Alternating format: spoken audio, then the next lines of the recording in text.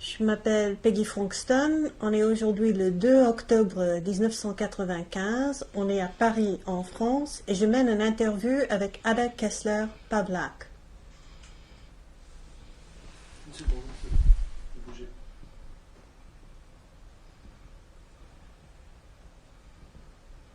Tourne. Bonjour Madame Kessler. Je vais vous demander de vous présenter à nous en nous disant tous vos noms et si vous pouvez les épeler, donner l'orthographie de votre nom. D'accord? Oui, je s'appelle, mon père s'appelait Salomon Zellman Kessler. Il est de... D'abord, je voudrais que vous vous présentiez. Ah, Alors, donnez-moi votre après- nom de naissance oui, et puis après, quand vous vous êtes marié, les noms que vous aviez eus et le faux nom que vous avez eu. D'accord? oui. Mon mariage, c'était avec Shimon Kirschman. À Varsovie, était le mariage à 37. D'abord, donnez-moi votre nom Non. de jeune fille. Fille. Ada Kessler. Ada Kessler. Après, je s'appelais Ada Kessler Kirschman. Quand il était parti à l'Allemagne, pendant l'occupation, comme s'éclate la guerre russo-Allemagne, je s'appelais toujours jusqu'à quand à Ghetto, je s'appelais Ada Kessler. Après, quand j'étais à Ghetto, j'étais jusqu'à Ghetto était fermé. Après encore quelques mois là-bas, parce que j'avais une fille, la mère, mon père et ma sœur Nathalie. Et après, quand je sais qu'est-ce qui se passe à cette Treblinka et l'autre camp de concentration, et j'ai attendu, ce sera grand rafle. Dites-moi seulement votre nom. Le deuxième, après Pour Kirschman, vous vous appeliez comment? Après, quand j'étais à Varsovie, j'ai préparé, je suis cachée et j'ai préparé ma papier pour les faux noms. Ma faux nom, c'était de sœur une dame de Częstochowa qui est décédée, était pris dans la église, c'était Felicia Gauwiaczek. Et après, quand c'était n'est pas bien, et parce que nous sommes trouvés, moi et monsieur Hitkowski, qui est né Bochner Alexander, nous sommes pris, il a pris le nom Hitkowski. Et j'ai toujours été mademoiselle ou madame Gauwiaczek. Après, nous besoin réfugiés et Hitkowski se change à Szydłowski. Après, oui, c'est tout. Quand C'est vous tout. êtes venu en France, vous vous êtes marié? Non, après la guerre, parce que je suis mariée avec monsieur Bochner, qui gardait son nom d'occupation Hitkowski. Je s'appelait Madame Hitkowska et nous avons fait le mariage et leurs documents sont légaux, transformés par l'administration polonaise à Hitkowski et Hitkowska, légal, par administration. Et quand je suis venue en France, j'ai été divorcée. Mon mari, ex-mari et père de ma fille, est maintenant avocat Alexander Juliusz Hitkowski à Francfort. De lui, c'est né ma deuxième fille. Dites-moi seulement votre Seulement nom. Je nom, voudrais ma simplement nom. les noms. J'ai besoin de vous expliquer parce que quand je suis divorcée, j'ai trouvé un monsieur qui était jeune de moi en 9 ans, qui m'a donné leur nom, Zbigniew Pawlak. Ce sont tous les noms. D'accord. Et quelle est votre date de naissance et le lieu où vous êtes né? 13 décembre 1913 à Lvov, c'est-à-dire pendant la Autriche, parce que je suis quelques mois né avant la Première Guerre mondiale. C'était Autriche, après était Pologne.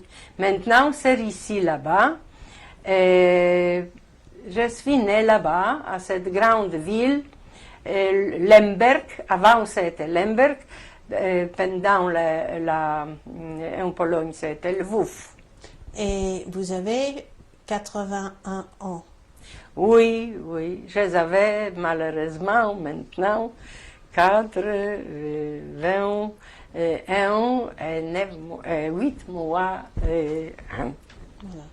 Alors, parlez-nous un peu de la vie de votre famille et votre vie à vous, avant la guerre, avant la Deuxième Guerre mondiale. Je commence de mon père, parce qu'il était quelqu'un de très intéressant. Leur vie, parce que peut-être je suis un peu ensemble de lui. Sa vie n'est pas, c'était extraordinaire. Il était de très vieille famille qui émigrait au XIIIe siècle, peut-être en Pologne. Il était de grandes familles, plusieurs frères. Il était dernier-né, 10 enfants, je ne sais pas. Il a raté son examen au lycée et il perd de son père et il a réfugié. Et c'était Autriche. Il beaucoup voyageait, il travaillait comme ouvrière, même à Égypte. Après, il était à Roumanie, il travaille à une usine de liqueurs. Et il gagnait beaucoup d'argent. Quand il venait à Lvov, chez sa famille, la mère et le père étaient décédés et ils avaient beaucoup d'argent. Il s'est marié avec ma mère, sans argent, elle était une beauty. Et il a fait l'usine de liqueurs. Il est devenu propriétaire de son propre usine de liqueurs. Petite, mais quand il après éclate la guerre, ils sont allés à Vienne et ils travaillaient à l'usine d'armes, ça. Non, c'est comme ça. J'avais une sœur qui s'est née à Vienne, Nathalie.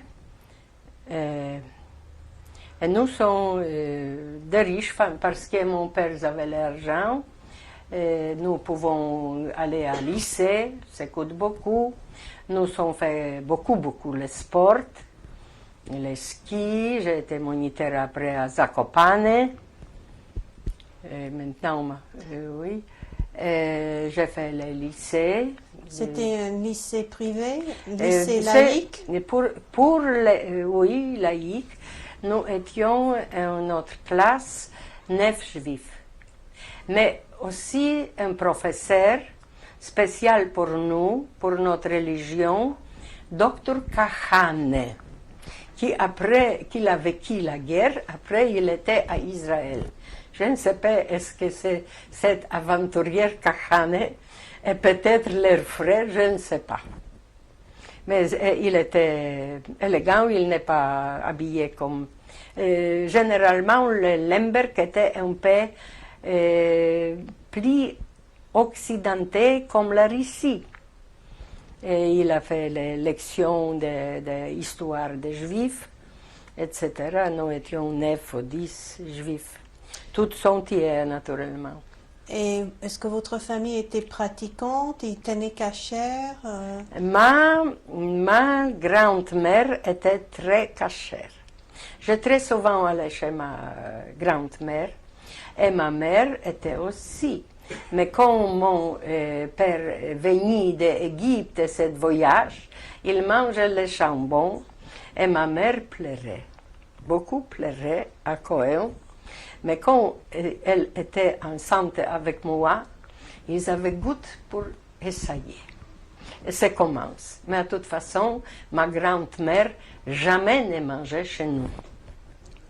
Et vous aviez suivi des études d'hébreu ou de la religion? Oui, ma mère voudrait. Première quelque chose chez nous est venu très pauvre.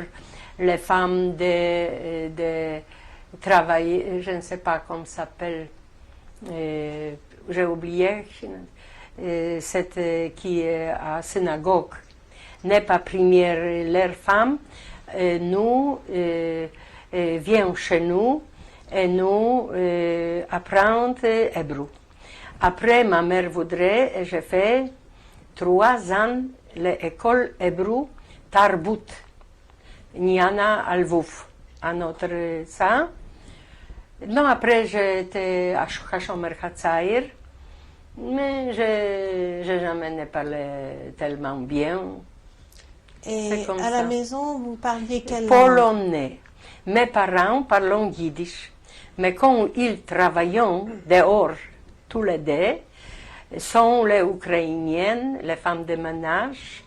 Allons avec nous, avec moi et ma sœur pour l'église, et pour les polonaises églises, et après pour les ukrainiennes églises. Et c'était très joli, et c'était musique. Et nous étions très, très fragiles, moi et ma sœur, pour la musique. Nous, c'est comme ça était, jusqu'à baccalauréat. Alors, vous avez passé votre baccalauréat à Lvov. Après, j'ai allé à l'école de journalistes qui existe à Varsovie. J'ai fait 3 années. C'était seulement 3 ans, sans donner titre. Et après, je n'ai pas fait le dernier examen parce qu'éclate la guerre. J'étais mariée. J'avais enfants déjà, mais secrétaire de cette école, elle a, pendant la guerre, Varsovie était détruite.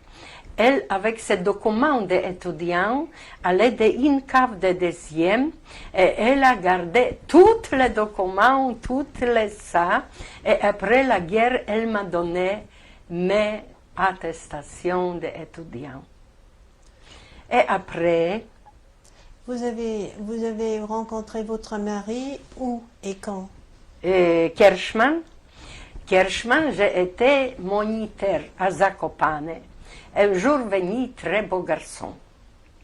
Il était très grand et il aimait les petites femmes. J'ai n'est pas tellement petite, sont l'autre petite.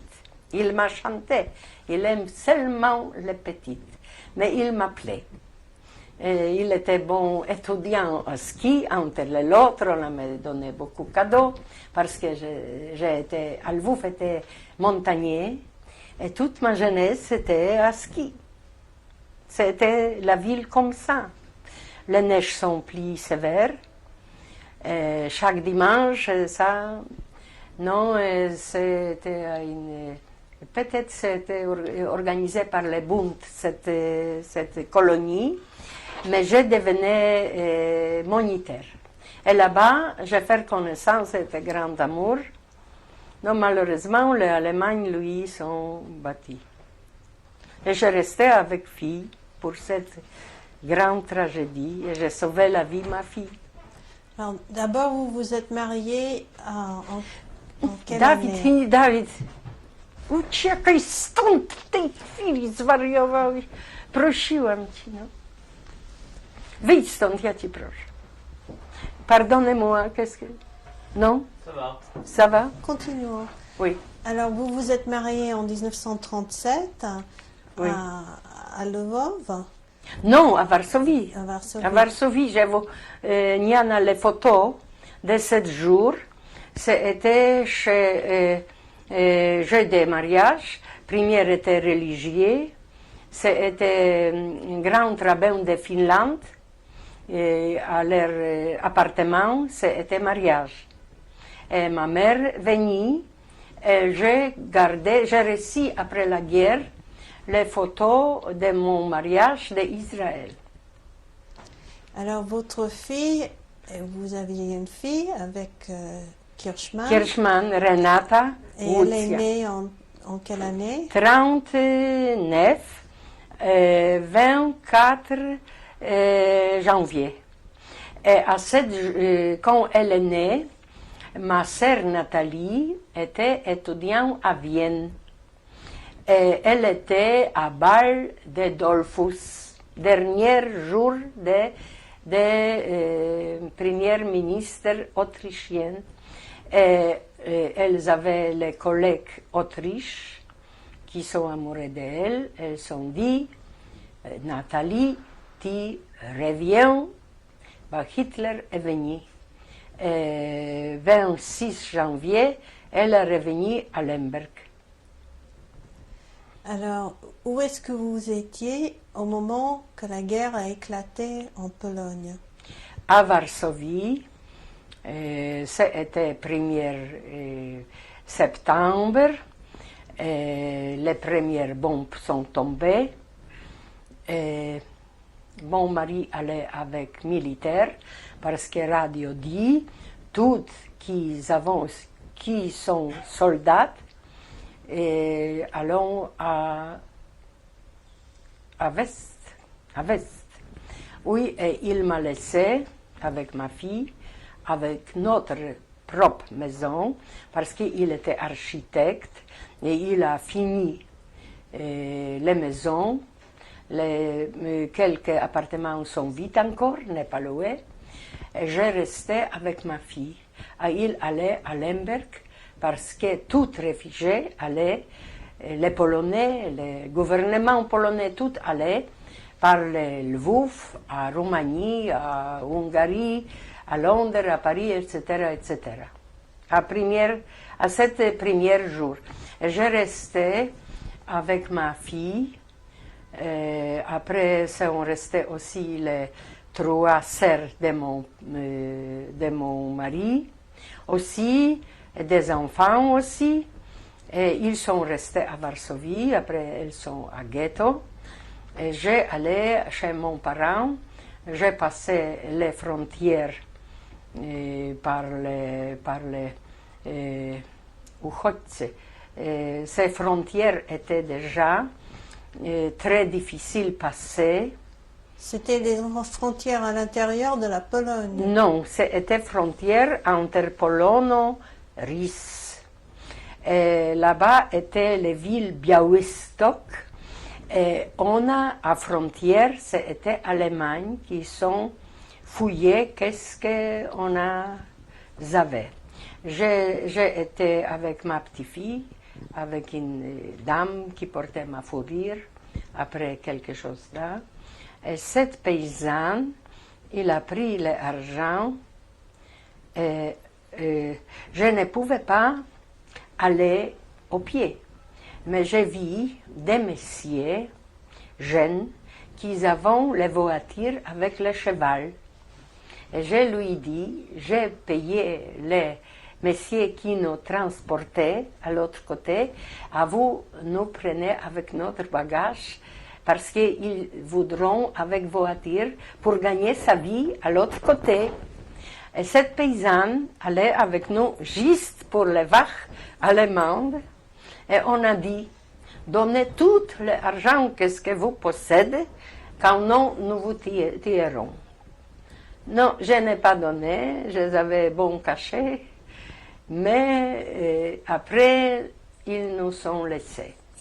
Et cette paysanne dit, quand vous m'avez donné ce cheval et cette voiture, je vous donne à côté Rys. Je dis non, je n'ai pas confiance à vous plus. Mais de toute façon, ils allaient avec nous à côté les Rys. Après, nous sommes allés à Train et à Lvov. J'ai porté à moi 9 robes un pour Un par-dessous l'autre. Oui, oui. Tous vos robes. Toute ma robe, oui. Mais malheureusement, ma fille qui avait 1 an et demi, elle criait, elle a pleuré, à frontière, elle a crié. Non, c'était un terrible voyage. Mais à toute façon, à Białystok, c'était le train pour Lvov.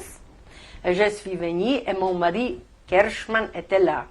Chez vos parents. Chez mes parents, il ne sait pas qu'est-ce que faire. Ici, il m'a aimé, ils avaient cette fille, mais il était chez moi. Après, nous sommes travaillés.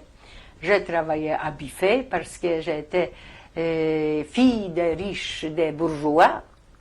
J'ai été un peu, à cette époque, gauche, mais j'ai été fille des bourgeois. Et j'ai travaillé à Buffet comme serveuse. Et mon mari travaillait comme l'employé. Oui. Après, Et vous habitiez avec chez votre famille. oui, à ma famille, à ma maison. Après sont venus les Russes. Ils ont dit vous ne pouvez pas rester à cette ville, etc., etc. Cette histoire avec les Russes, c'est extraordinaire. Pourquoi vous ne pouviez pas rester à Lvov? Parce que c'était communisme stalinien. Oui. Et on a besoin l'appartement à Lvov. On a tout le monde prendre à Sibérie. Les Polonais, les Juifs, les bourgeois, les paysans. Et tout le monde, et après Ukrainiens aussi, c'était Ukrainien maintenant. Et c'était l'ordre. Après, parce que tout le monde allait, de Varsovie et de cette partie de Pologne où sont Allemagne, sont réfugiés à Lvov parce que c'est une très grande ville, mais on a cherché les réfugiés avec les chiens, les Russes.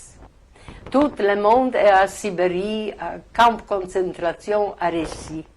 Malheureusement, je n'ai pas écrit cette époque parce que j'ai vu en Pologne jusqu'à 68 à ce régime et je ne pouvais pas raconter la vérité de cette époque. Et vous avez quitté Varsovie quelques mois après le début de la guerre ou Non, pendant, c'est-à-dire à 1er octobre. Parce que en 1939. Oui, parce que j'ai vécu bombardement et j'ai vu comme les Allemands sont entrés. Et quand ils sont entrés, j'ai vu, on a les affiches, tous soldats rentrent toutes les carabins, je ne sais pas comment ça s'appelle, toutes les brognes, je ne sais pas, tout matériel pour la guerre, laissé et tout allait pour à Allemagne pour camp, tout militaire. Mais ce sont pour les militaires les camps, c'est l'autre. Un peu léger, mais les Juifs on a tué. On a tué. Mais à Lvov, il n'y avait pas encore le ghetto. C'était les Russes, je vous racontais des temps les Russes. À 22 juin, sont les Allemands. Et ils ont commencé, notre ami Rabin Levin et l'autre qui sont habités où était le théâtre juif. Ils sont habités à cette maison. Ils sont tous pris pour les prisons. Et c'était une nouvelle terrible. Mon cousin, qui avait aussi femmes et enfants, et les femmes viennent chercher les chemises, il a écrit avec le sang, nous sommes finis, tu fais quelque chose, et c'est comme ça, et ça commence. Toutes les sionistes, on a donné à prison, avant encore, les risques, on a tué, toute la prison on a tué. Non, j'ai vécu là-bas, on a toutes juifs donné à quartier juif, on a fait ça, j'ai pleuré, c'est comme ça s'appelle, avec le bandeau blanc, parce avec que différent, avec brodé, Et ces mains étaient esthétiques, brodées avec étoiles de David. Quelle couleur? Et ça était blanc et c'était foncé bleu. Et je pleurais. Une chrétienne m'a dit, pourquoi vous pleurez? Vous voyez ces jeunes Allemands qui iront maintenant à front, ils viendront sans les mains, etc., etc. À vous, vous avez les mains. Alors, c'était dans quelle année? C'était en 40... 39. 39 déjà. Non, c'était à... c'est comme éclate la guerre. Je vous dis, je n'ai pas mémoire pour les dates. Oui, mais... Comme c'est 20 de juin. 20 de juin éclate la guerre. Oui, éclate la guerre. Allemagne sont faire la guerre avec la Russie. C'était en 40 alors. C'était Non, après. je pensais 41. Je ne sais pas exact. Toujours ça à ma mémoire. Je ne sais pas. Toujours. Alors, vous êtes resté avec votre famille à Lvov ou vous avez essayé d'aller ailleurs? Oui, mais j'étais son mari déjà. Oui, je Oui, sais. oui. Mais vous aviez votre mère et votre père et Père votre et ma sœur. fille et ma sœur qui s'est mariée, qui était pendant la Russie, elle s'est mariée avec un ingénieur. Après, il a suivi moi avec faux documents. Il est venu. Après, il était à Varsovie, à faux papier. Mais les 7 à l'hôpital, il s'est caché. Mais pendant l'ascension varsovienne, cet hôpital était aussi avec les faits, tous oui, détruits. Les maisons et ça.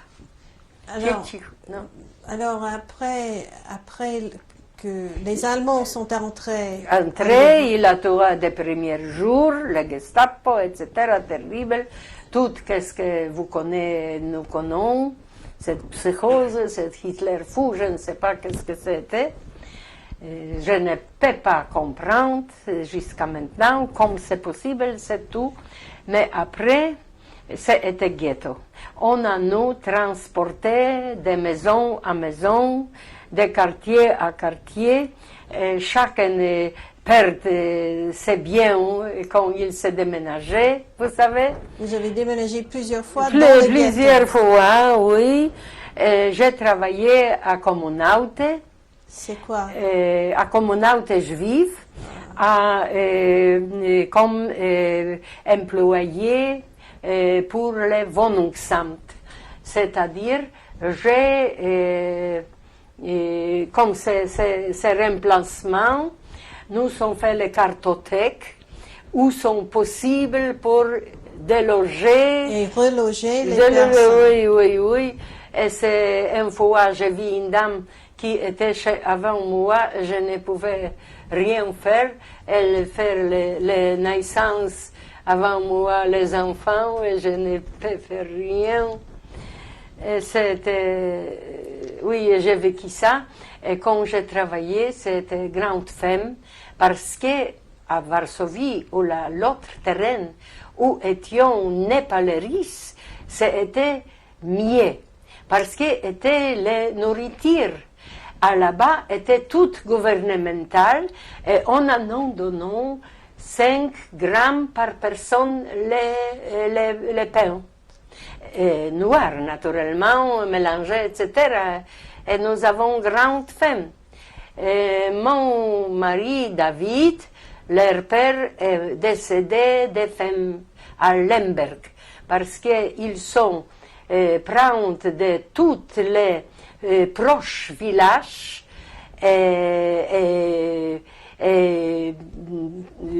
dans la ghetto à Lemberg, qui sont nés à Lvov, comme moi, j'avais quelque chose pour vendre, pour le verre, chaussures, le sac, et acheter pour ça 100 grammes de paysans encore, recommence, et on peut boire quelque chose, vous savez. Mais c'était terrible, c'était terrible. Après, on a fermé les ghettos. Et c'est ça, c'est comme ça. Mais quand vous étiez à Lvov et vous travailliez pour... Et sans argent, sans argent, sans Et vous argent. ne donniez pas de l'argent. N'est pas argent. Après, on a donné les potages, un potage réussi, et ma sœur m'a dit, et j'ai dit à ma sœur, était plus grande femme encore comme moi, et elle donnait ce potage. Mais quand elle m'a dit, elle se partage avec son mari, je lui prends ce potage. Parce que j'ai été aussi femme, vous comprenez, j'aime beaucoup, je vais vous montrer comme c'était. C'est terrible, oui. Alors, vous restiez tout le temps à Lvov ou qu'est-ce que vous avez... Oui, j'ai été, parce que chacun réussit, on a les politiques d'Allemagne comme le diable. Le diable pensait de ça parce que ce n'est pas humain. On a donné les Ausweis. Et cet Ausweis, ça coûte beaucoup d'argent. Les gens sont dépensés pour cet Ausweis. Et quand j'ai travaillé à communauté juive, nous étions un peu sauvés. Peut-être quelques temps. On va s'arrêter pour changer la cassette. Ah.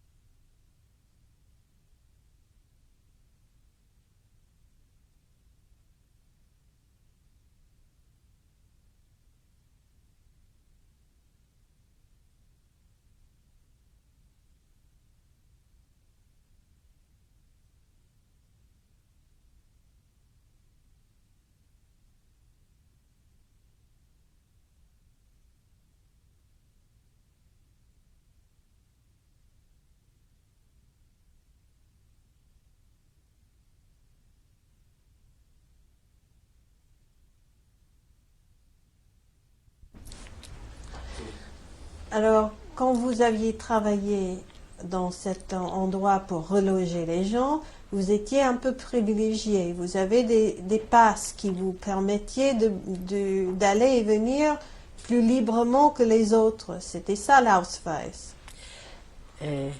Je vous dis, c'était plusieurs Ausweis.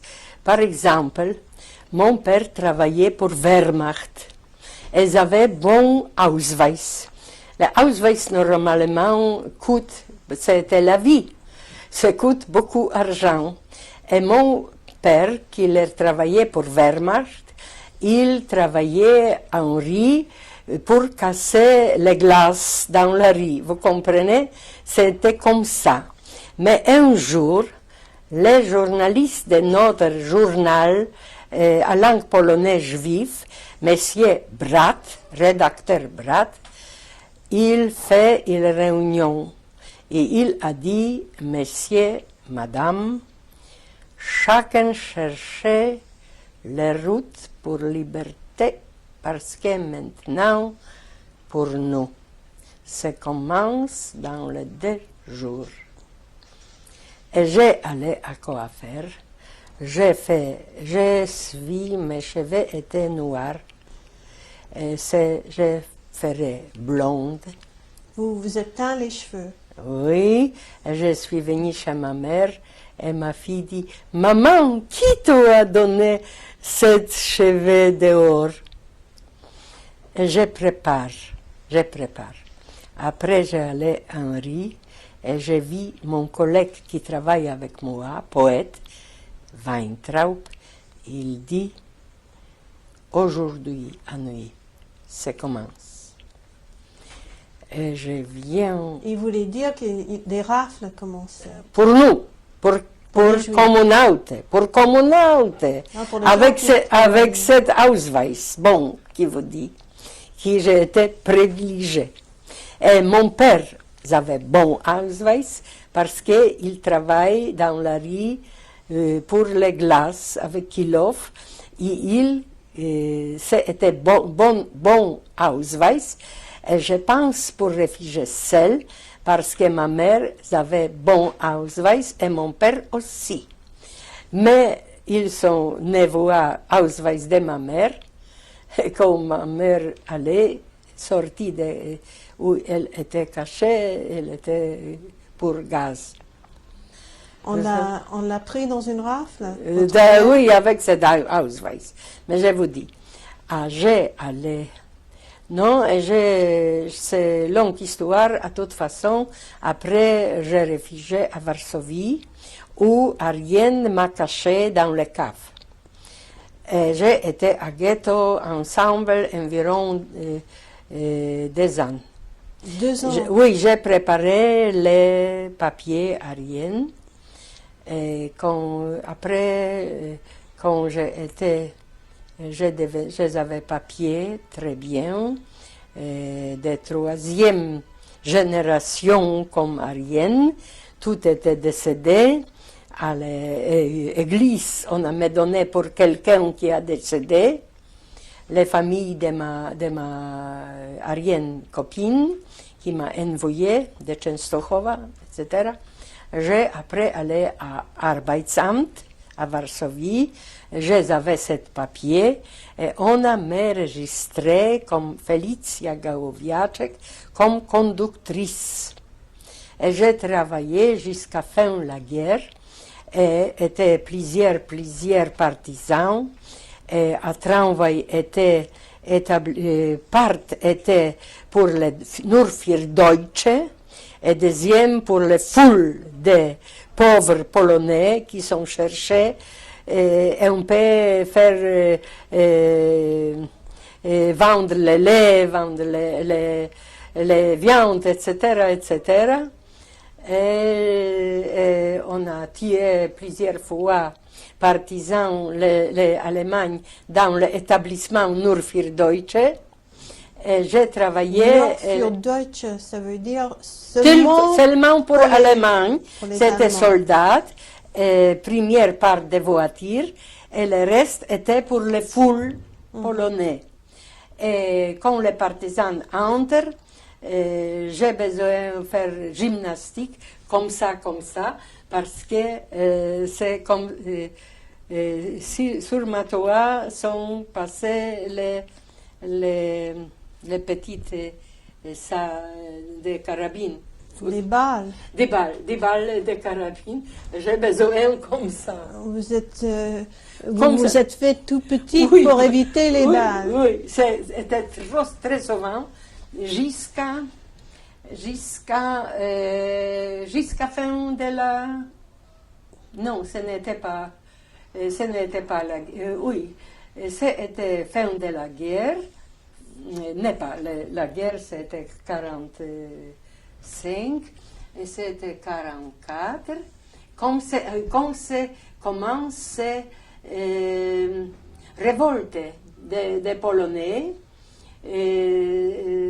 J'ai été à l'autre côté de Varsovie. Et j'ai été ici blessée. Ici, j'ai été blessée. C'était en dehors du ghetto. C'est pendant. Non, j'étais conductrice avec faux papiers, comme Madame Gałowiaczek. Et ma fille était à Monastère. J'ai donné à Monastère ma fille et j'ai travaillé à Varsovie. Ben, on va prendre ça doucement. Parce que la dernière fois, vous m'avez dit, vous étiez à Lvov avec votre mère, votre père, votre sœur qui était mariée, Oui. etc.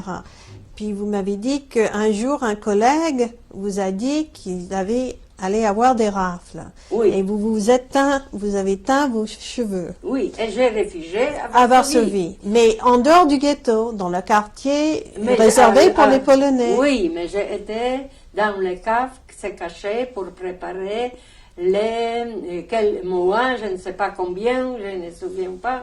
C'est 50 ans sont passés. Mais j'ai été quelque temps à un monsieur qui travaille à tramway. Et il s'appelait comment? Piegat, Czesław Piegat. Et leurs femmes là-bas étaient les plusieurs juifs. Elle ne sait pas. elle pense peut-être, et pourquoi je vous dis pourquoi. Ils sont toutes chez lui, on a vendre le déjeuner, on a vendre ça, on a pas dormir. Et était un gardien à cette grande maison qui, comme les Gestapo viendraient chercher les Juifs, les gardiens disent Madame Piegat, les Gestapo viendraient. Et tout le monde est parti. Oui. Avant, quand est-ce que on a pris votre mère? C'était avant que vous Première allez... grande rafle. Très grande rafle. C'était... 42 peut-être. 42, oui. Quand je réfugiais, elle restait avec ma fille. Et- Après, j'ai allé 3 fois, comme Ariane, avec papier. Quand j'ai reçu les papiers, j'étais 3 fois. J'ai entré dans la ghetto avec blonde, je suis habillée avec un peor. Et la ghetto, tout était comme mendiante déjà, vous comprenez. J'étais jeune, dynamique. Je viens et tout de suite, j'ai donné le pain parce que à Cracovie, je viens de Cracovie, j'ai acheté à Cracovie le pain, j'ai donné mon père était malade. Et je prends ma fille, et elle était laissée par ma mère, elle ne comprend rien. Et quand je suis venue, c'était deuxième fille, à escalier, comme ici, par exemple, comme ici, la mère était tuée. Non, je ne pouvais pas prendre. Ma fille est blonde, avec Blaisier. Elle s'est coupée entre-temps avec les ciseaux, les cheveux. Vous savez, j'ai besoin d'acheter le chapeau. Parce que elle l'a fait après qu'on a amené votre mère. Elle voudrait aller avec ma mère, parce qu'elle allait avec la main de ma mère pour finir. Et mon gendre, c'est une histoire longue, je ne vous la montre pas, prend ma fille, et c'était des milices juives. Mon collègue musicien et ma mère priaient Mundek, c'est enfant de Ada, parce qu'elle sait je suis à l'autre côté, vous comprenez. Et il a pris cette fille, elle sait comme ça. Et elle criait, je voudrais avec Baptia, avec mamie, je voudrais.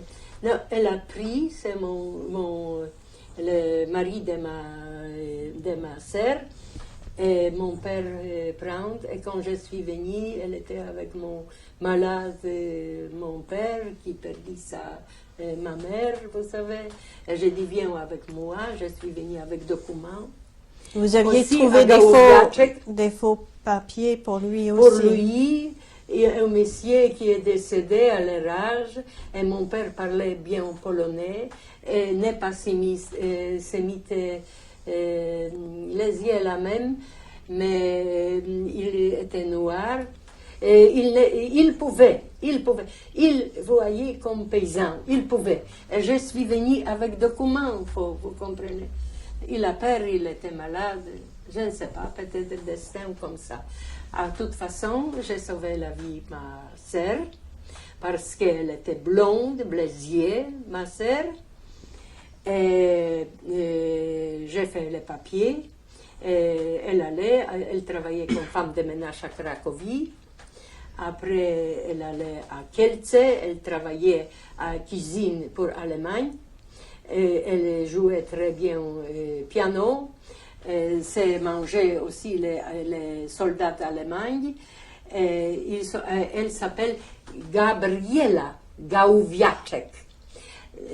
Vous comprenez, parce que j'ai Felicia Gauwiaczek, pour elle, j'avais le décédé sœur de quelqu'un, Gabriela Gauwiaczek.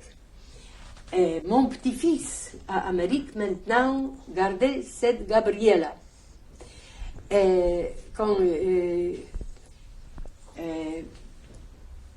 Mais c'était comme ça, je vous dis. J'ai pris ma sœur. Après, quand elle a testament, elle a écrit tout ce que je possède. Et encore qu'est-ce que je possédera, tout pour ma sœur. Après, elle a se remariée et elle a émigré à Israël. Il est né à Vienne, ma sœur, à 1915. Et j'ai fait statue à leur tombe. Elle était peintre. Elle était peintre. Et j'ai leur peinture. J'ai tout héritier. Non, et c'est ma unique sœur. Elle ne avait pas les enfants. Alors, quand vous avez trouvé votre père avec votre fille, vous avez amené votre fille directement au monastère. Non. Nous sommes réfugiés à Kielce. À Kielce, j'ai allé à monastère et j'ai dit, j'ai menti, je suis femme d'officier polonais. Parce que je n'avais pas à cette époque acte de naissance faux pour elle. Vous comprenez? Après, on a préparé ce document. Elle était là-bas, elles avaient 5 ans à cette époque, et quand ce Gestapo est venu à monastère pour chercher les enfants juifs, elle m'a raconté à Avenue Hoche, à un café, parce qu'elle ne parlait beaucoup. De nature, elle est comme ça. Et quand nous sommes assis à café à Avenue Hoche, elle m'a raconté quand elle était à cet monastère, elles sont venues chercher les enfants juifs allemands. Elle pense, quand ils sont bêtes, en parlant, ils sont juifs. Elle ne parlait pas. Parce qu'avant, quand j'ai allé donner à monastère, elle dit jamais, te ne dites pas, jamais, tu es juif. Ils avaient 5 ans. Elle m'a dit, je sais maintenant, on apprend les grandes-mères. À cette époque, elle a ça. Quand elles avaient faim, elle m'a écrit, tu n'es pas père, maman, de moi, parce qu'il connaît écrire déjà quand elles avaient 6 ans, par exemple, parce que quand j'avais faim, je bois l'eau. Et elle vous a écrit quand vous étiez à Varsovie. J'ai travaillé comme conductrice. C'était gagné. C'était Piaga qui vous a trouvé le travail? Non, je jamais n'ai pas dit je suis juive. Non. Jamais. Non, mais cet monsieur, cette Piegat, Czesław Piegat, il travaillait comme chauffeur. Mais pas, à cet quartier, quand était ici à 1905, il était politiquement engagé. Après, il s'est réfugié à New York. Et là-bas, il s'est marié avec Madame Piegat. Et ils sont très libéraux. Ils ne voudront pas savoir qui est juif ou n'est juif. C'était la guerre, vous savez. Ils étaient des libéraux. Et après, comme ça commence Allemagne, c'est la guerre, ils sont réfugiés à Dacha, un village à côté de Varsovie. J'ai sens qu'est-ce que peut-être sera. J'ai allé prendre ma fille de monastère et j'ai allé donner pour vivre avec cette Piegat à côté de Varsovie jusqu'à fin de la guerre. Et ce n'est pas fin de la guerre. Pourquoi je vous racontais ça? Parce que quand Varsovie c'était révolution, les Russes n'est pas entrés à Varsovie. Et seulement à l'autre côté, les fleuves sont Allemagne. Et cette époque, j'ai été à l'autre côté. avec le riz et j'ai été par l'Allemagne parce que Vistula, il y en a comme scène, oui, et les bombes et tout allaient à l'autre côté, par les rivières, vous savez. Et Renata était aussi, comme nous, et bon, Marie Bochner-Schitkowski, nous étions à Varsovie, où déjà sont les Russes qui sont demi-ânes, debout, et nous iront avance, ils voudront, c'est Allemagne et Russes. Les Russes sont à côté de Vistula, d'un côté demi-âne. À 17 janvier, déjà, les Allemands sont bâtis par les Russes. Alors, vous saviez que votre mari était mort, votre Kirchmann. Oui. Quand il est mort dans les camps, il est mort. Après, à la fin de la guerre, on a raconté, il était à Ghetto Varsovie, je ne sais pas. Et quand est-ce que vous Ils avaient les familles à Israël. Quand il est vivant, j'attendais. Et quand il est vivant, il a Floride, il a famille à Israël. Fini. Et quand est-ce que vous avez rencontré Alexandre Bochner? Lui, il était soldat, officier polonais avant la guerre parce qu'ils avaient 3 années le droit. L'intelligentsia n'était pas simple soldat. Il allait avec son frère, aussi Bochner, qui j'ai sauvé la vie. Ils étaient après à camp de concentration à côté de Lvov. Et quand j'ai rencontré pendant quand j'étais avec Riss, quand j'ai travaillé à Buffet, il était réfugié. Il était à train pour Sibérie comme soldat, mais il a réfugié, il était 23 ans, leur frère 18. Ils sont venus à Lvov comme plusieurs réfugiés, des gauchistes, etc., qui sont réfugiés des pères d'Allemagne, et ils travaillent à Gare, à Lemberg, comme comptable. Et ces connaissances. Après, quand les Allemands sont venus, il était une fois m'a visité. Quand il est parti, il était ils avaient son brassard. Il était tellement bâti par les Allemands. Les Allemands l'ont battu. Bâti Henri. Je pense qu'il était tué, mais il n'est pas tué. Mais il était blond, il avait bleus yeux, le visage allemand, blond. Après, il a vécu avec sa visage, mais il était tellement bâti par les soldats allemands. Et j'ai vu des balcons. On l'a arrêté à Lvov et on l'a amené dans un camp à côté. Avec son frère. Et quand je vous dis, j'ai été 3 fois pour chercher mon père. Ma fille, ma sœur, première fois, je suis venue avec documents. Seulement, je n'ai pas acte de naissance. Pour ma sœur, elle allait avec moi à Cracovie et travaillait après comme femme de ménage, je vous dis, à Cracovie. Et après, j'ai été chercher mon père, mais il ne veut pas aller. Chaque fois, les routes, un monsieur m'a payé pour aller à Ghetto à Lvov pour chercher leur sœur avec les enfants. Mais elles ne veulent pas, elles avaient peur de moi.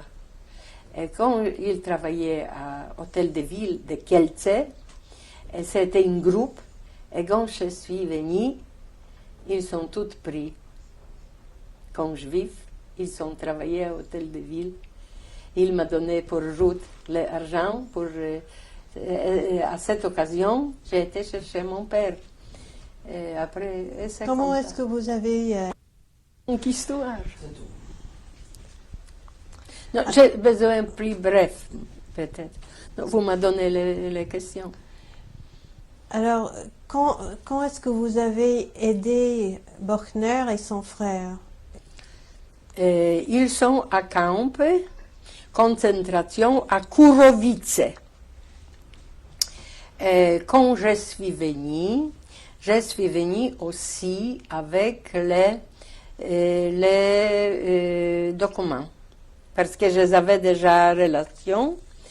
Et j'ai allé, ils sont habités avant chez un monsieur, et quand je suis venue, je pouvais voir cet monsieur parce qu'il est chaque jour de ghetto travail dehors.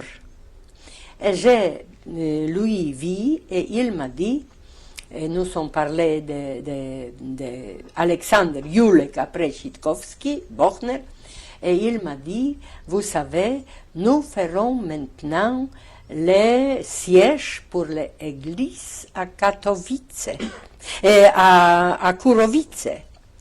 Et quand vous irez, quand Ariane, vous pouvez dire, vous irez à l'église, parce que nous ferons les sièges pour cette église. Et j'ai allé là-bas, et quand j'ai descendu à Kourovice, j'ai vu mon mari travailler en chaussée.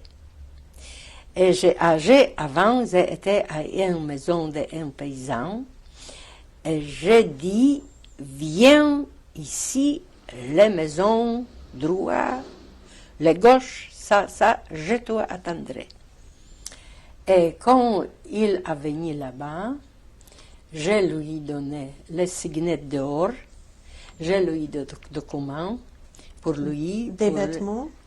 Non, n'est pas vêtements. Mais il n'était pas habillé il comme dit, prisonnier? non, il n'est pas allé avec moi. Je lui seulement donné documents et un peu d'argent et un peu d'or. Il est très, très... il est comme bandit, je vous dis, comme il pouvait organiser. Il fait maintenant à Allemagne une grande carrière comme avocat.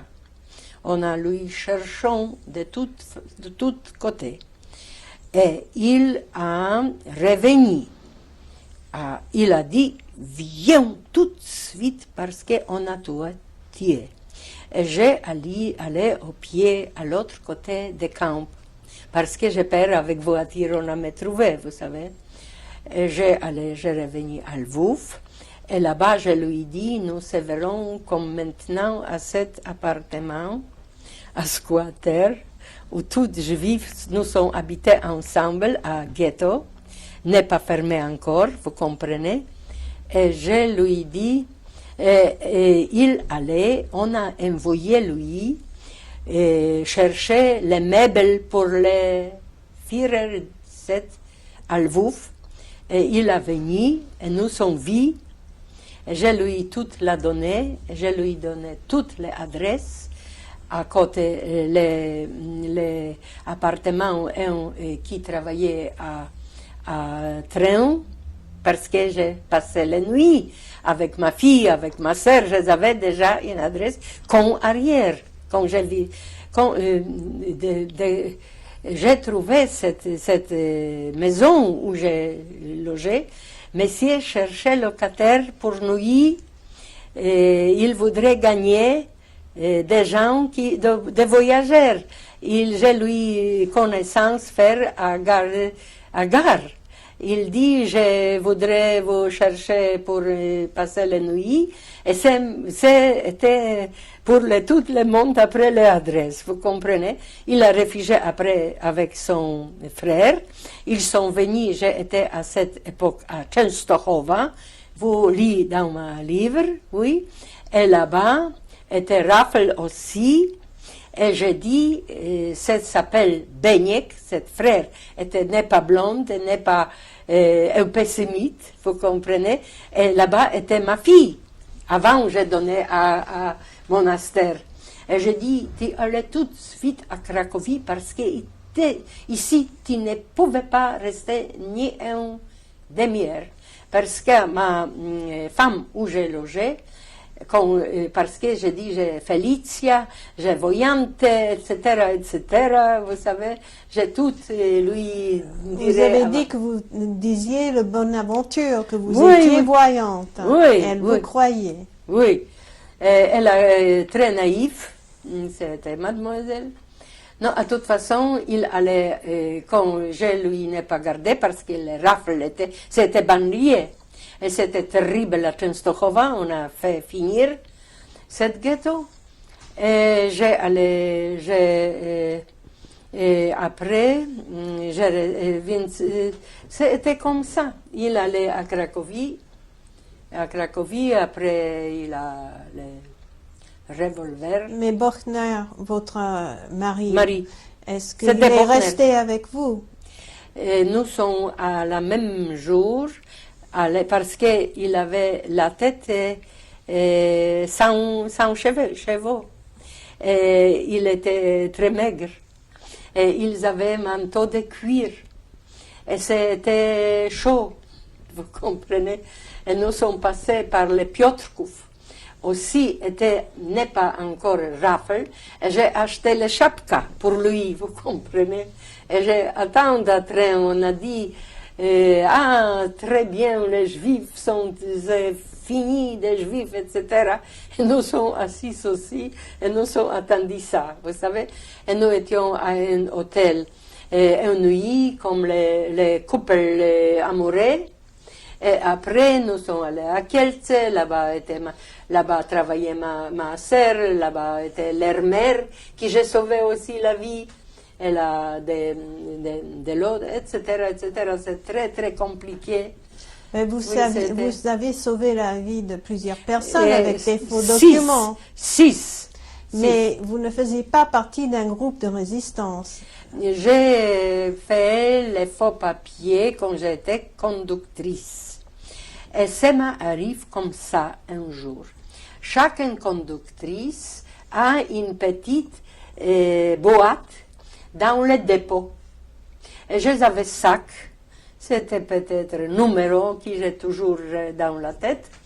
Et quand j'avais les blanquettes de Kencart, je ne venais pas montrer ces Kencart. Non. Ce document, je ne venais pas. Si. Vous avez ici? Non, je pense que vous ne les avez pas. Non. Assez regrettable parce que c'est un document historique. Oui, vous savez? j'aurais voulu que vous Non, me oui, le montriez. mais à toute façon, je avais blanquette. Et j'ai caché à cette boîte où j'avais les clés personnelles. Et un jour, le patron de ce dépôt m'a convoqué. Mademoiselle, je me souviens, Madame, vous entrez chez moi. Nous sommes trouvés à votre boîte les blanquettes de Kencart. Qu'est-ce que vous dites de ça? J'ai dit, monsieur, quelqu'un obligé à tramway. J'ai été horrifiée, vous savez. Et je prends tout de suite, et j'ai allé aux toilettes, et j'ai fait l'eau, et c'est perdre. Mais il dit, bien, ferez ça. Après une demi-heure, il m'a convoqué deuxième fois. Il s'appelait Zbikowski. Il était patron dépôt. Il m'a dit, madame, j'ai besoin de document pour mon fils. On va s'arrêter un moment. Voilà.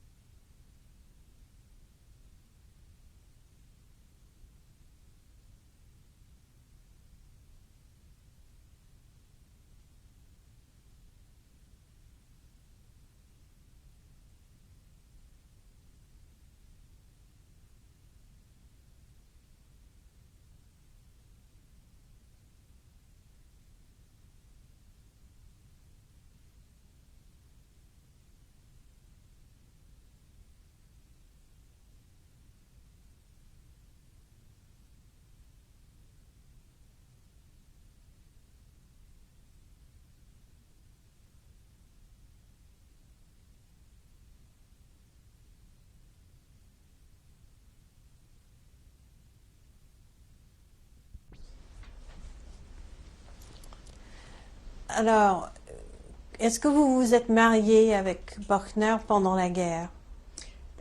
Non, parce que, première, je ne savais pas est-ce que mon mari est vivant.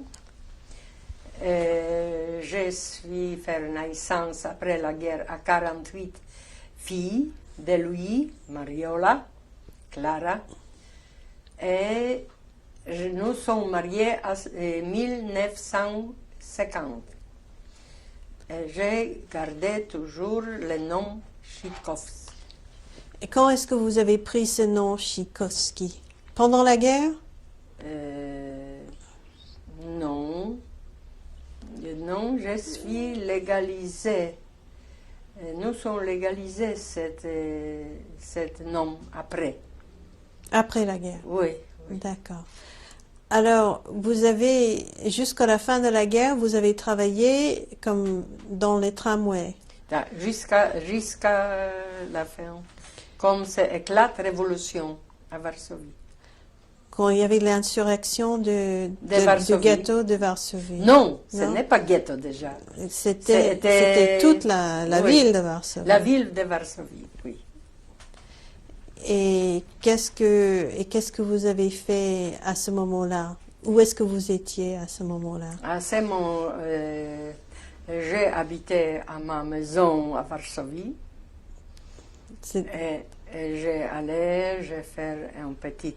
allé comme journaliste parce qu'on a fait le journal qui s'appelle La vie, Życie Warszawy, la vie de Varsovie. C'était un journal des résistants, des partisans? Non, ce sont rédacteurs qui sont venus de Russie. Ça, c'est avant la fin de la guerre ou après? Non, c'est fini. Non, fini. je parle d'avant. Je voudrais savoir ce qui s'est passé à la fin de la guerre, juste avant la fin. Qu'est-ce qui s'est passé à ce moment-là? Où? Où est-ce que vous étiez? Vous étiez à Varsovie. J'étais à Varsovie. Qu'est-ce qui s'est passé? Vous étiez libéré comment? Qu'est-ce qui s'est passé à ce moment? À À quelle ce époque? moment, parce que je vous dis, j'ai donné ma fille à banlieue, à Dacha, chez cette Piegat.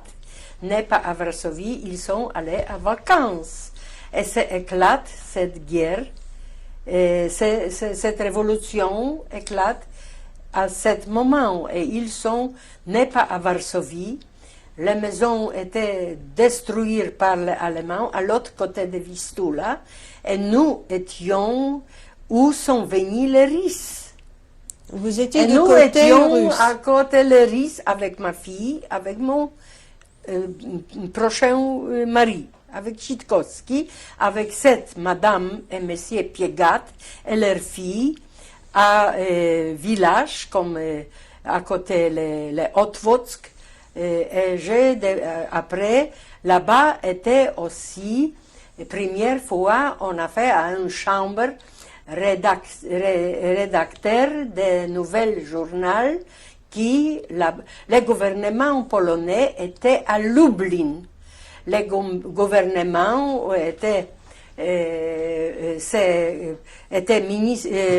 premier ministre, ce gouvernement, Edward Osupka-Morawski, après mon grand ami, il était à Lublin et nous étions à Dacha, à 30 km de Varsovie. Après, nous sommes venus à banlieue de Varsovie. De l'autre côté, Vistula était l'Allemagne.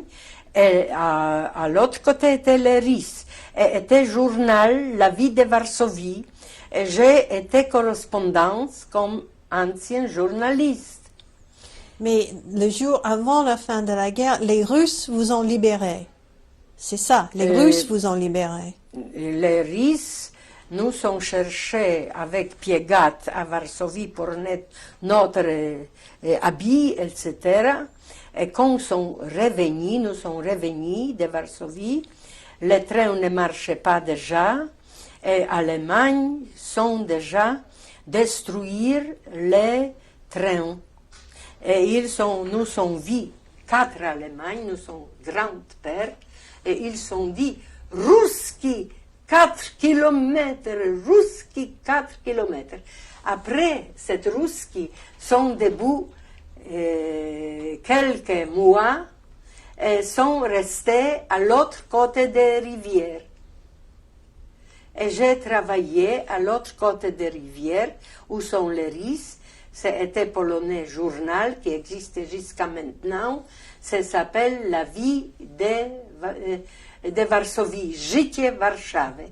Et avant d'avoir ce travail, je voudrais que vous me racontiez la fin de la guerre. Quand est-ce que la guerre a fini pour vous et pour votre fille et pour Waffner? La guerre s'est finie pour moi, la vérité, 1968, quand je suis venue à Paris. Oui, mais à part ça, la fin de la Deuxième Guerre mondiale, c'était en 1945. À 1945, oui. J'ai été à Varsovie et je travaille à ce journal. Mais les Russes sont entrés dans la ville dans dans la part des villes, comme ça, c'est aussi rive gauche, rive droite à Paris, mais c'est la Vistula qui partage la ville. J'ai été où sont venus les Russes et ils sont debout à côté Vistula. À l'autre côté était Allemagne jusqu'à 17 janvier. Et le 17 janvier, vous étiez libéré. J'ai libéré et j'ai allé à ma maison qui était avant l'assertion de Varsovie, à l'autre côté de Vistula. Après, mon mari était travaillé et j'ai allé avec mon mari à Gdańsk, qui était encore un fait. Quand est-ce que vous êtes allé à Gdańsk? Avec les voitures, avec soldats. Jusqu'à la fin de la guerre, en 1945. Oui, quand c'est fini la guerre, c'est-à-dire 9 mai 1945, les soldats entraient à 2 heures à nuit, il dit la fin de la guerre. Et alors pourquoi est-ce que vous êtes parti à Gdańsk? Parce que mon mari était soldat. Il était soldat polonais. Polonais officier. Et il était envoyé à Gdańsk? Non, il était commandant les groupes soldats. Je vous dis, il était très, très dynamique toujours.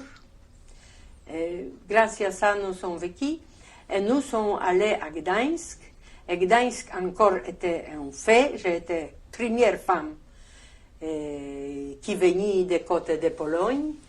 Et quand j'ai sorti voir quelque chose, à ce temps, à cette commandanture, m'a volé ma broche de ma mère, Kamea. Et cette Kamea, j'ai récupéré à Venise à cette année. Et ma prochaine feuilleton sera ma Kamea. Votre camé, le camé de votre mère. De ma mère. Et ça va être votre prochain feuilleton. Oui, ouais. Oui. Alors, vous êtes resté à Gdańsk combien de temps? Nous sommes restés toute la... après, mon mari était commandant de Gdynia. Et j'ai été avec ma fille. Et elles avaient 7 ans peut-être. Elle était sans chaussures. Un soldat entrait dans la maison squatter, comme vous dites, et venait avec chaussures pour elle. Et nous sommes venus. Après, il était commandant de Stettin. Et après, il s'est fait. Après Stettin, nous sommes allés à Poznań. À Poznań, j'ai travaillé à Polytechnique, je vous dis. Et j'ai fait l'étude de sciences politiques à Varsovie. J'ai allé à un séminaire. C'est 6 heures voyage, aller-retour. Et après, j'ai fait droit à l'université de Poznań. Et ma fille fait le baccalauréat là-bas. Après, elle a fait 4 ans de médecine à Poznań. Votre fille est née Renata. Renata. Après, on a même envoyé comme interprète à anglais, sans français, à Laos, à Hanoï. Et après, quand j'ai gagné un peu d'argent, j'ai envoyé avec un fiancé à Paris et ils sont restés. Ils sont dormir à table à maison pour étudiants. Et ils sont allés gagner un peu, c'était septembre, gagner un peu sous dans la Dans les vendanges. vendange. Et après, ils sont inscrits. Après 4 ans de médecin, elle a pris à 4 ans. Et il était déjà ingénieur. Il fait aussi les médecins. Médecine. Oui, mais il n'est pas fini. À ma fille finie, elle a fait spécialisation. Elle s'est mariée avec M. Ayash, André, architecte. Les 7 sont fiancés, ils sont bâtis ensemble. Elle était à ce village pour étudiants, c'est à côté, à Jourdan, comment ça s'appelle? Boulevard Jourdan. Cité universitaire. Cité universitaire. Elle fait connaissance avec cet André. Et ils sont bâtis parce qu'elle était fiancée de Romek. Romek maintenant est grand scientifique à Thomson. Maintenant, elle cherche, mais elle ne veut pas. Revenons à vous. Oui. Alors, après la guerre, votre deuxième fille, Mariola. Maria a 48, de Chitkovsk. D'accord. Et vous étiez à Poznan à cette époque? Quand elle s'est mariée? Non, quand vous êtes mariée, quand vous avez Oui, donné après, naissance à votre deuxième fille, où est-ce que vous habitiez? Quand j'ai donné naissance à petite ville à côté de Varsovie, après nous sommes installés à Poznan. Mon mari a fini droit, après il devenait avocat. J'ai fait l'étude. Et vous avez eu plusieurs différentes postes. Vous m'avez raconté des postes. Pour gagner ma vie. Oui. Parce que les femmes là-bas besoin de travailler, parce que impossible vivre d'une pension. Impossible. Toutes pensions sont jusqu'à 15. Après, quand j'avais copines, nous allons à café, nous parlons. J'ai payé jusqu'à 15, as-tu payé des 15? Nous n'avons pas l'argent, c'est le système communiste. Est-ce que après la guerre, l'idée vous est venue de partir de la Pologne? Vous aviez... De Pologne, j'ai travaillé à Grande Poste. Mais est-ce que après la guerre, est-ce que vous aviez eu envie de quitter la Pologne?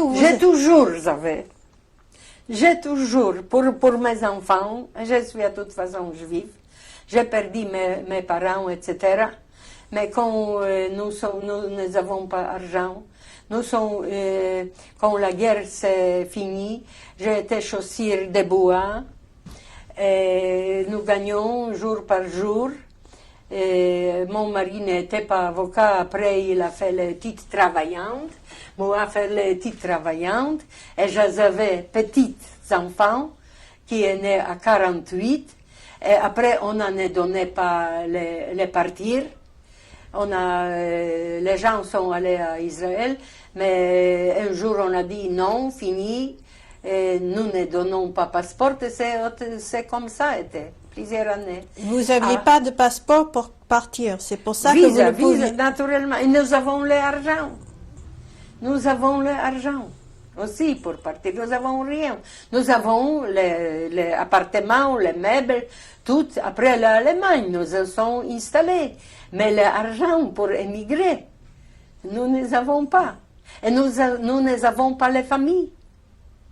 Est-ce que vous avez eu des réparations par l'Allemagne après la guerre? Non, parce que je suis venue à 68.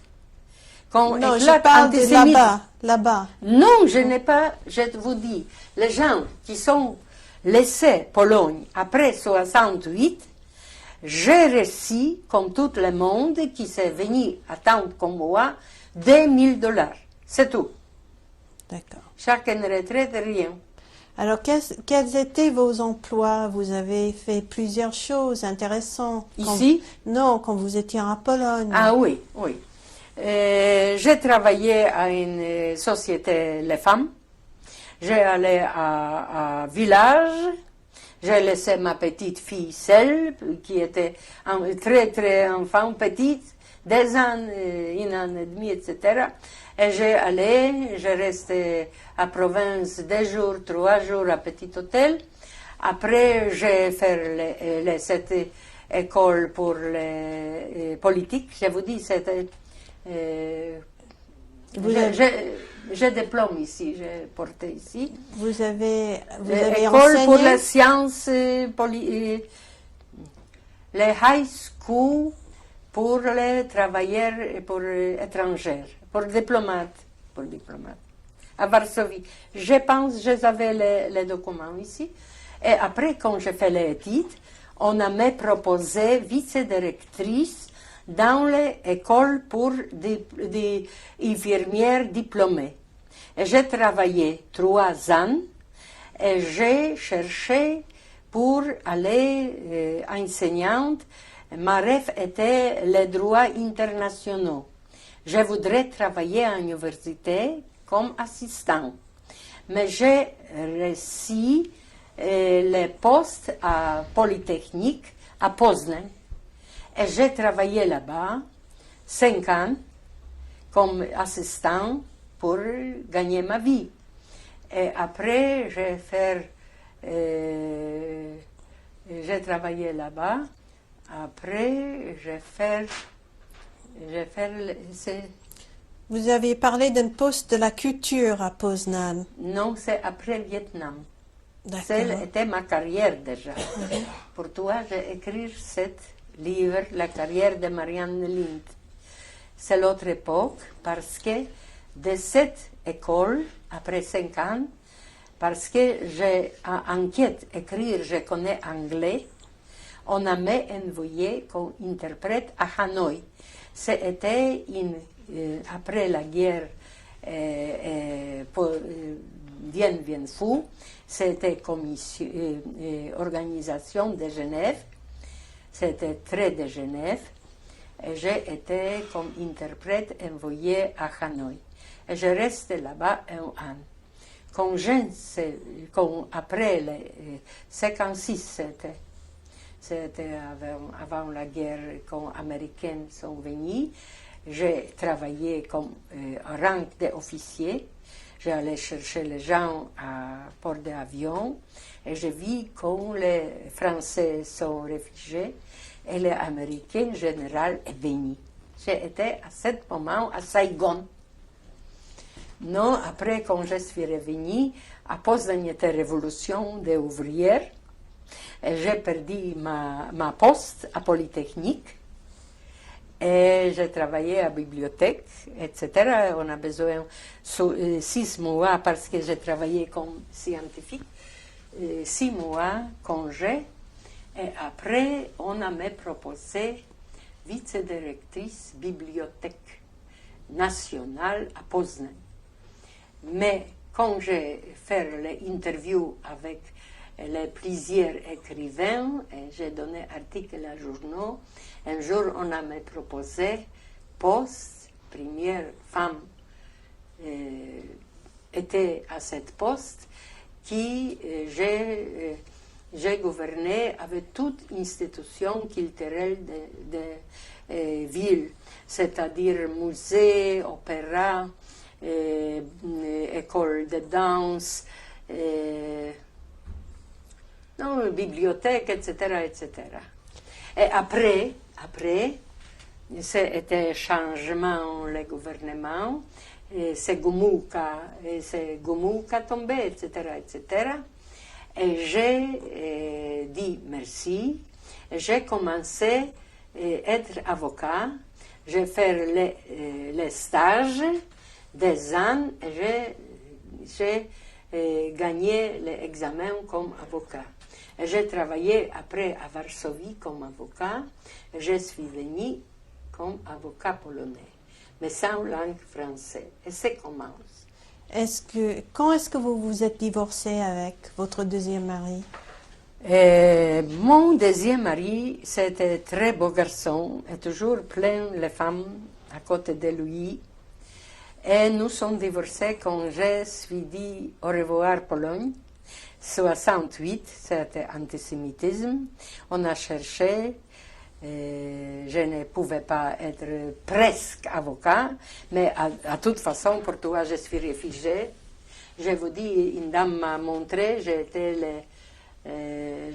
c'est mon livre, ça ne plaît pas.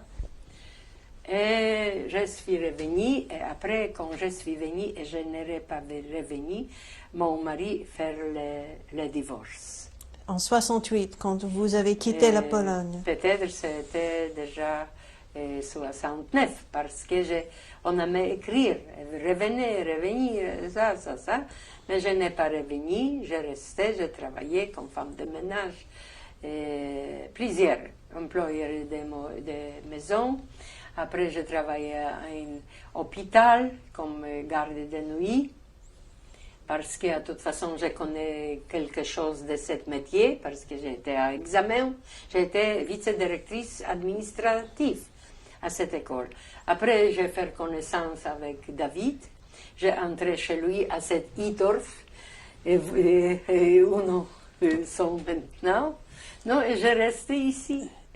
Mais vous êtes, David, c'est pas Monsieur Pavlak. Monsieur Pavlak est une personne avec qui vous vous êtes marié en venant ici pour avoir les papiers français? N'est pas exact, parce qu'à toute façon, il était très bon pour moi. Et nous sommes quelques liaisons. J'ai fait un bureau pour les gens de Pologne.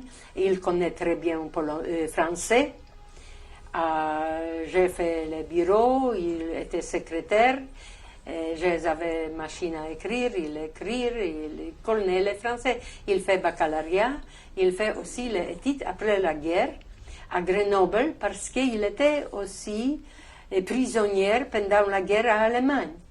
Après, il était faire l'ingénieur, il était ingénieur à Grenoble, de commerçant, ingénieur comme ça, quelque chose. Et est-ce que vous êtes venu avec votre fille Mariola ou est-ce que vous êtes venu seul? Non, je laissais, ma fille s'est mariée avec un ingénieur qui n'est pas fini. J'ai travaillé je peux aller à Kojasor et je peux prendre réfugié, mais je ne peux pas parce que ma fille reste en Pologne. Et quand je réfugié, j'ai fait demande pour l'Amérique. On a presque fait pour émigration, mais je demande à Kojasor, à Hias, est-ce que je prends les réfugiés, est-ce que Varsovie sera savoir ça? On a dit peut-être.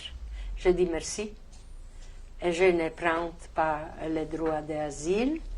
Et à toute façon, Kojasor m'a aidé. J'ai envoyé pour Pologne. 8 ans, ils ont attendu le visa pour partir avec des enfants, des garçons. Après 8 ans, j'avais le passeport français déjà, j'allais en Pologne. Elle a venu pour médecin avec de ces garçons. Après, nous attendrons beaucoup de temps pour leur mari, parce qu'il était ingénieur, on n'avait pas donné le visa pour sortir. Et quand ils sont venus ici, ils ont fait les courses anglais, ils sont allés aux États-Unis. Aux États-Unis. Et là-bas, à San Jose, était ingénieur physique, frère de mon mari, qui je savais la vie, et elle aidait un tout petit peu. Ils ont travaillé maintenant à Campbell, à côté de San Jose. Il est grand ingénieur, il est maître ingénieur, et il maintenant est ménageur. Et c'est tout. Et votre fille Renata, ma elle fille- s'est mariée avec Ayash. Avec Ayash, elle a fini elle a eu médecin. deux enfants. Elle a des enfants, maintenant elle est aussi mamie. Et vous Oui. avez une arrière-petite-fille maintenant. Oui, qui s'appelle Juliette. Et je verrai à Yom Kippour à Souar. Voilà. 3e fois. Et alors, vous êtes venu en France à cause de l'antisémitisme? Non, oui, parce que on en voudrait. Oui, c'était comme ça. C'était, à mon avis, ce n'était pas simple antisémitisme. À mon avis, c'était des c'est recommandé de Moscou. Parce que ça éclate jour par jour. Parce que quand je suis entrée à mon ensemble d'avocats, j'étais avocat, j'étais unique juif là-bas, j'ai attendu quand des avocats sont parlés, quand ils sont ma vie, ils sont arrêtés. Qu'est-ce que c'est antisémite? Qui a trouvé cet antisémite? Les antisémites, les juifs, ce n'est pas antisémite. Ce sont les sémites, ce sont les juifs. Les juifs sont très longtemps émigrés à Israël. Ceux qui sont restés, ce n'est pas sioniste, pardonnez-moi, j'ai trompé, parce que j'ai aussi un peu mélangé quelque chose. C'est faute de temps. Ce n'est pas sioniste, parce que les sionistes sont émigrés. À ceux qui sont restés, ils ne sont pas sionistes. J'ai attendu, les chrétiens avocats sont parlés. C'est comme ça, vous comprenez? Ça éclate jour par jour. À télévision, le journal, tout. Et j'ai pour toi, j'ai la carrière à Marianne Lind, j'ai écrit, j'ai été déjà à Index. Ma livre de Je refuse la nuit, c'était très populaire là-bas. Quand est-ce que ce livre est sorti là-bas? C'est écrit, je ne sais pas. Après que vous êtes venu en France, vous Non, l'avez non, écrit? je suis venue avec ce livre parce que j'avais les propositions aussi à Amérique pour édition, ça. Et ça m'a arrêté parce que à ce temps, je réfugié de Pologne. Et c'était un best-seller là-bas. Oui, c'est vendu 10 000 exemplaires pour Pologne, ce n'est pas comme France. Par les 2 semaines, n'est pas acheté. Et vous avez écrit d'autres livres depuis, Oui, après, ici. ici en France. À Mais Londres, à Londres. CD sont édités à Londres. Parce qu'il y en a les sociétés des fonds de Pologne étrangère. Beaucoup Pologne sont de la guerre à Londres. Vous savez, là-bas, c'est Fondation culturelle qui m'a édité cette colombe. c'est sur Christophe Colomb. Oui. C'est des années déjà, cette Christophe Colomb. J'ai travaillé 8 ans. Et ma idée était comparer avec le temps de l'Inquisition, avec le temps de... comparer avec le temps de Staline et Hitler.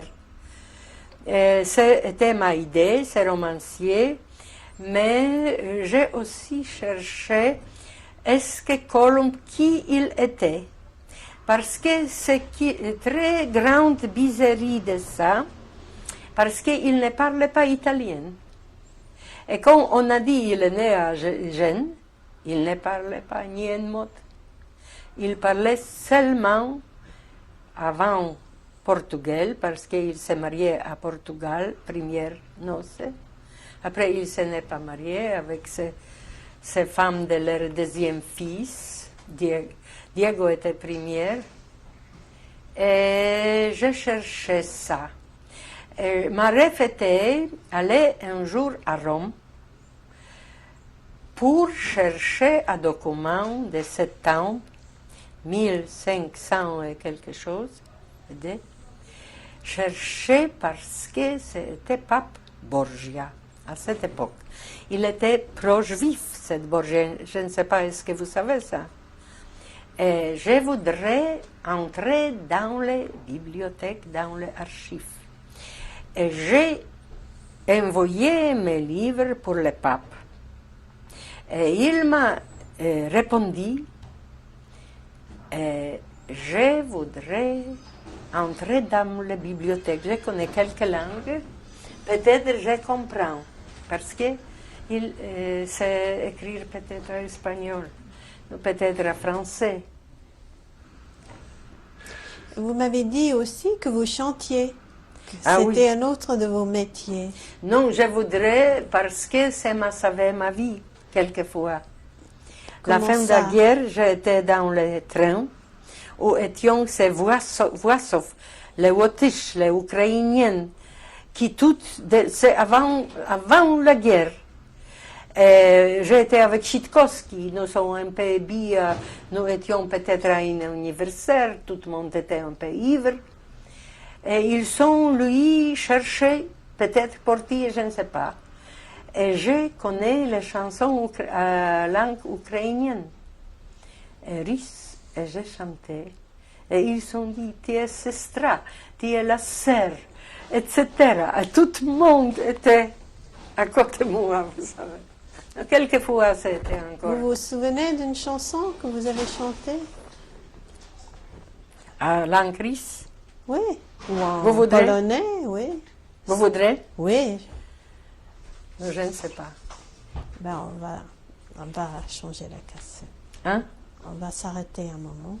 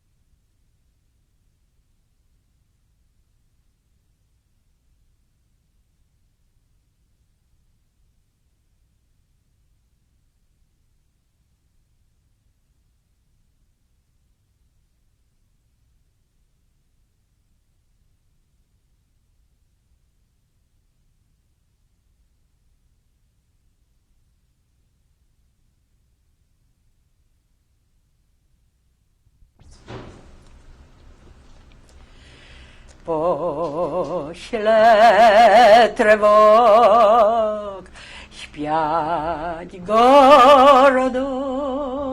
Ja usłyszał melodię walca i tuda pospieszył na czasok.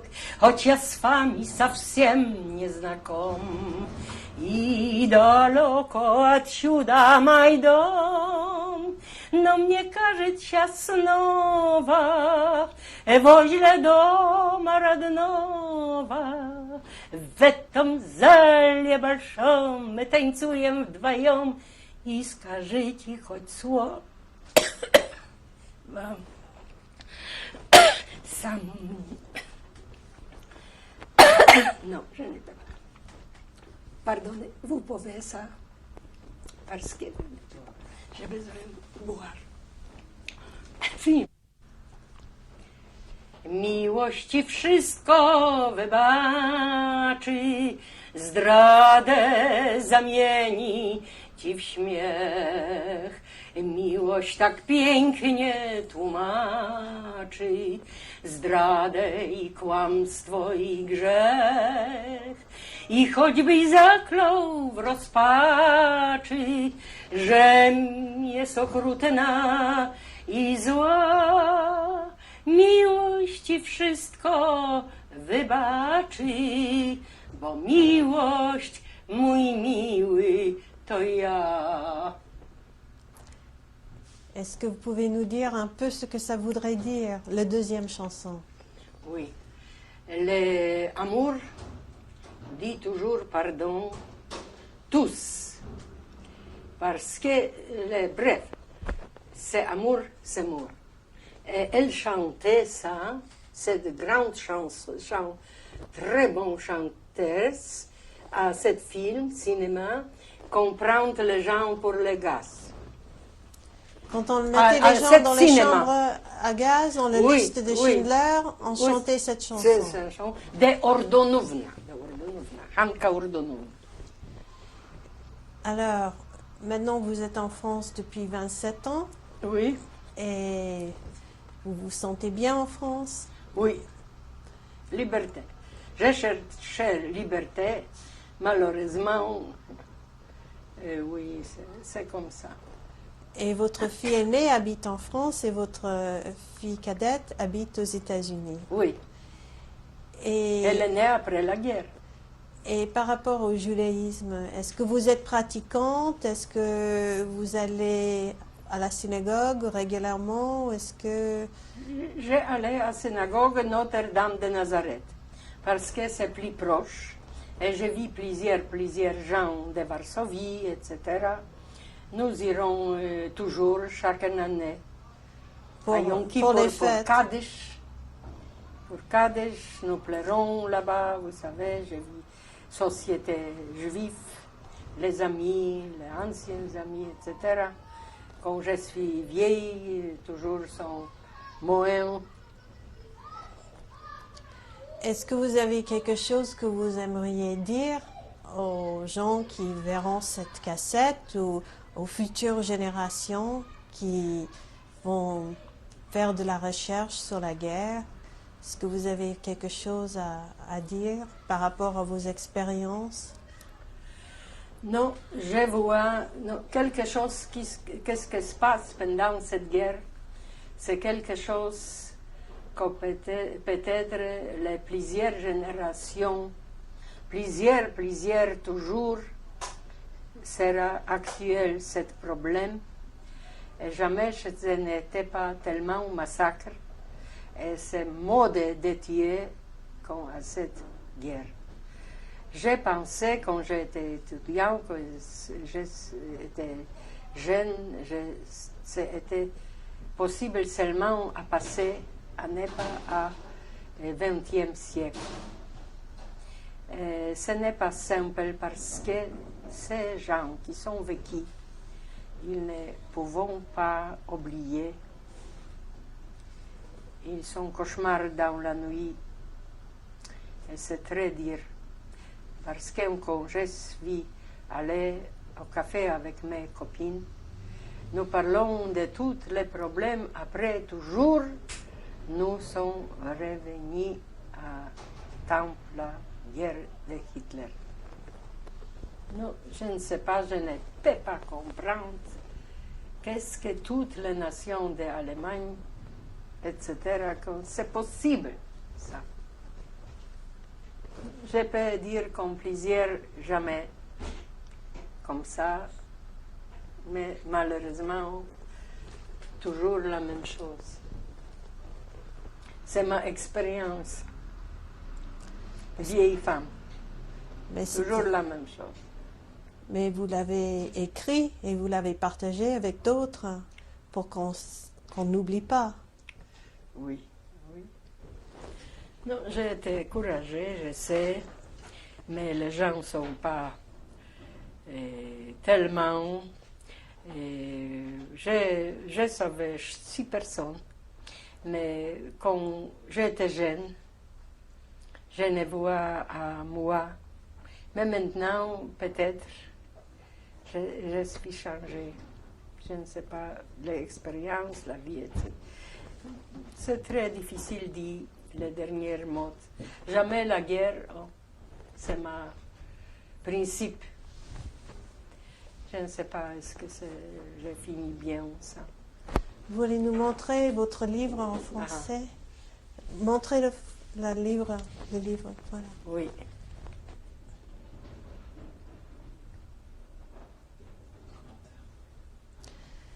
Ça, c'est votre livre qui décrit vos expériences pendant la guerre. Oui. Et voilà, c'était un best-seller en Pologne.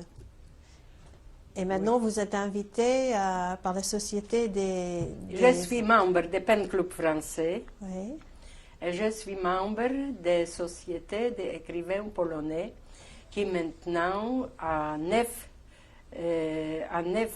octobre, sera l'anniversaire, 50e anniversaire de cette société. Et vous allez à Londres la semaine prochaine pour Oui, cette célébration. oui, parce que je suis membre, parce que j'ai édité 3 livres, Carrière à Marianne Lind, après avec les traces de Christophe Colomb, Et je refuse la nuit. et je refuse la nuit qui était en Pologne vendue, je n'ai pas exemplaire. Déjà. Ben, je voudrais vous remercier de nous avoir accordé cette interview. Et je vous aussi merci. Vous êtes avec moi. Tellement, c'est très lourd souvenir à toute façon, mais j'espère pour les prochaines générations, on comprend qu'est-ce qui s'est passé au XXe siècle pour notre génération.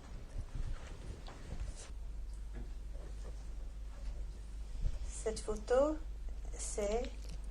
C'est ma mère, Clara Kessler, femme de mon père et ma mère, qui est pris à rafle et jamais je n'ai pas vu plus.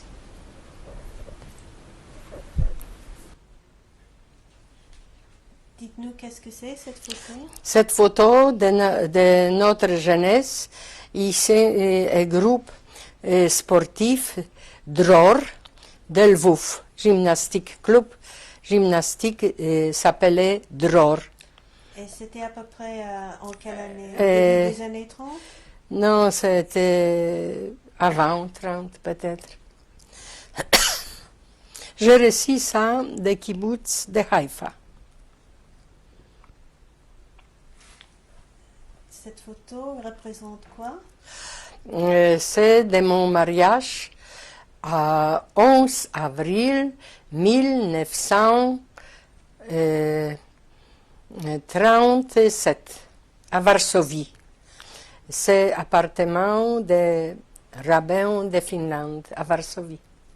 Il a nous donné le mariage. Et le nom de votre premier mari? Shimon Kershman.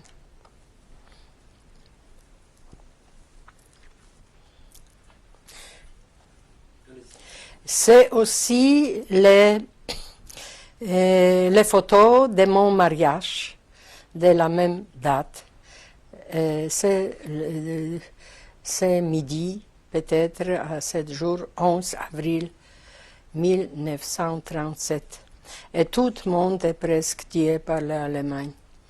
Vivant est seulement un qui vit à Floride, qui était à Russie. Le frère de mon mari. Allez-y. Oui. Je travaille à Poznań à très grand poste comme chef de culture de ville Poznań.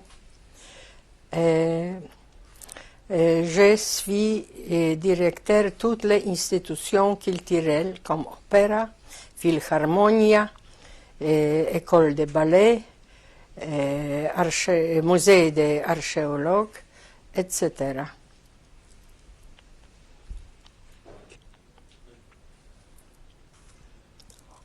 Je vends mes livres, je refuse la nuit à Rogny-sous-Bois à vendre des livres. On a dit à chaque maison juive, j'avais ma livre. Je refuse la nuit. Allez-y. Oui. Ça y est? Oui. Je ne sais pas de gauche, de droite. De gauche. De gauche, c'est Piotr, qui est mon petit-fils, et qui maintenant est étudiant à San Diego, et il voudrait être avocat. Après, ma fille aînée, docteur Renata Ayash. Après mon petit-fils, d'Amérique, Robert. Après, ma petite-fille, unique fille, Simone, avocat à Paris. Après, mon petit-fils, Eric, ici, il a fini les études aussi. Et Mariola, qui travaille à General Electric à San José.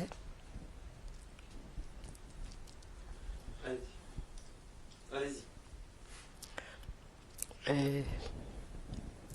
C'est ma 3 livres. La première était langue polonaise, c'était ma début. Nie chcę nocy. Je refuse la nuit. J'ai édité plusieurs années en France, à Paris. Carrière à Marianne Lind, c'est ma livre d'époque quand j'ai été en Pologne après la guerre, avec traces de Christophe Colomb. J'ai édité à Londres.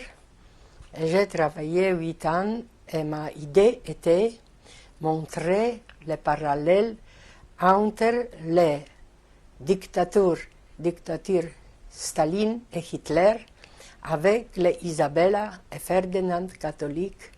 C'est grand ensemble.